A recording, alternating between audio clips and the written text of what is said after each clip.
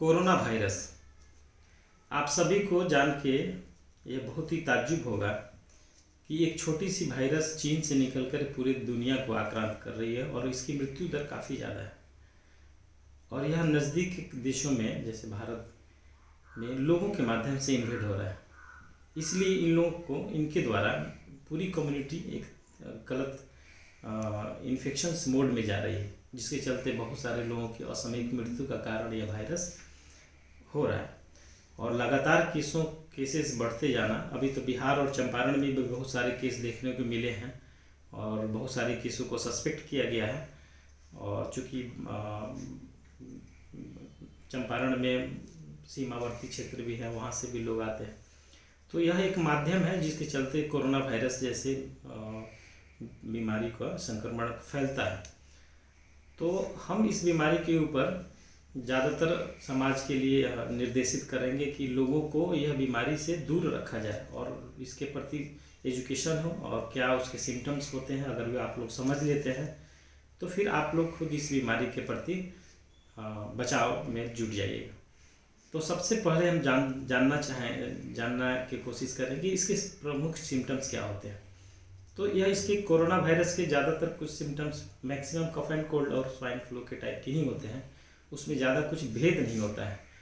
तो इसमें सबसे पहले हम लोग की नाक से पानी और छींक आती है, नाक कलबलाहट होती है, माथे में दर्द होता है, गले में खांसी हो करके और चेस्ट में सांस लेने में दिक्कत होगी और इसके साथ एक बुखार रह जाए तो हमको इस वायरस के प्रति सस्पेक्ट जाहिर करना होगा। यानी हम ऐसे लोगों को डॉक्टर को और नज़दीकी चिकित्सक की सलाह के लिए उनके पास ले जाना चाहिए, क्योंकि यह बीमारी यही सिम्टम से स्टार्ट होती है और लोगों में इन्फेक्ट करते जाती है वायरस।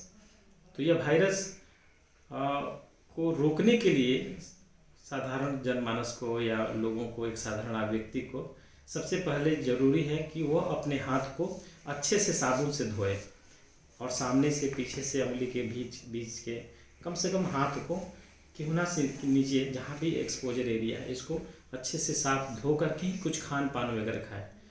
और कोई भी नई चीज़ें छूने के लिए या नई जगहों पर जाने के समय कुछ भी ऐसे वगैरह छुए नहीं। दूसरा है कि आपको जब भी वगैरह सर्दी खांसी वगैरह छींक होती है तो नाक पे एक रुमाल ले करके उसको या मास्क पहन करके उसको आप घूमें, और अगर छींक आती है तो कम से कम चेहरे को कवर करके छींकना चाहिए। खान पान के माध्यम से जानवरों के ठीक से जानवरों को हत्या करने के बाद उनको ठीक से अगर कुकिंग नहीं किया जाता है, जैसे सबसे ज़्यादा अंडे अगर हाफ बॉयल खाते हैं या मीट मछली वगैरह ठीक से पकाते नहीं हैं, तो ये जानवरों की कुकिंग के माध्यम से भी वायरस हमारे शरीर में इन्वेड करता है। फिर हम उसको खाते हैं, वो वायरस हमारे अंदर पनता है, फिर समाज में वो जहाँ जहाँ जाते हैं वो कम्युनिकेट करते रहते हैं। और एक और कारण है कि जब पशु, चूँकि बीमारी वायरस या पशुओं के रास्ते ही या ग्रो किया है चाइना में, तो इसको हमको कम से कम पशु से दूर रहना चाहिए, या बच्चों को या लोगों को दूर रखना चाहिए, या पशु को भी अपने से दूर रखना चाहिए।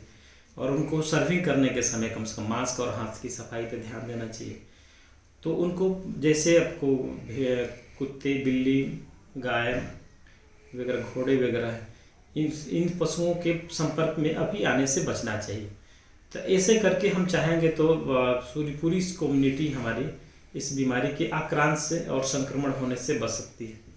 और यही हमारा मार्गदर्शन होगा कि इस बीमारी का इलाज अभी तक तो सटीक पता नहीं चल पाया है।